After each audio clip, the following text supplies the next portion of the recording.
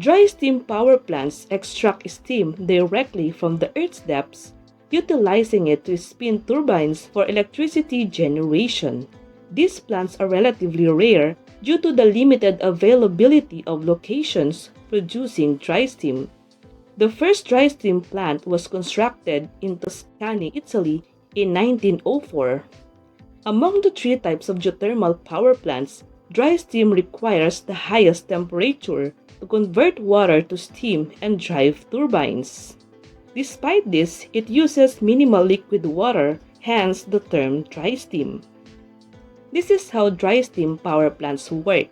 The process begins with drilling wells deep into the earth to access the steam. Once brought to the surface, the high-pressure steam drives turbines connected to generators, producing electricity.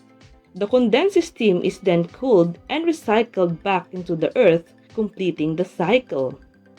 Despite requiring the highest temperature among geothermal plant types, dry steam plants operate efficiently with minimal water usage.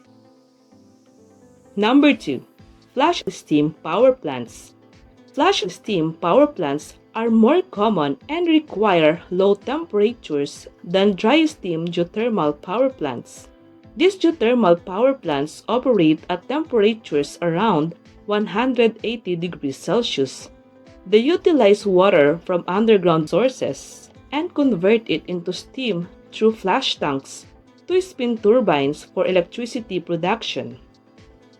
Flash steam geothermal power plants begin by pumping high-pressure hot water from underground reservoirs to the surface through production wells.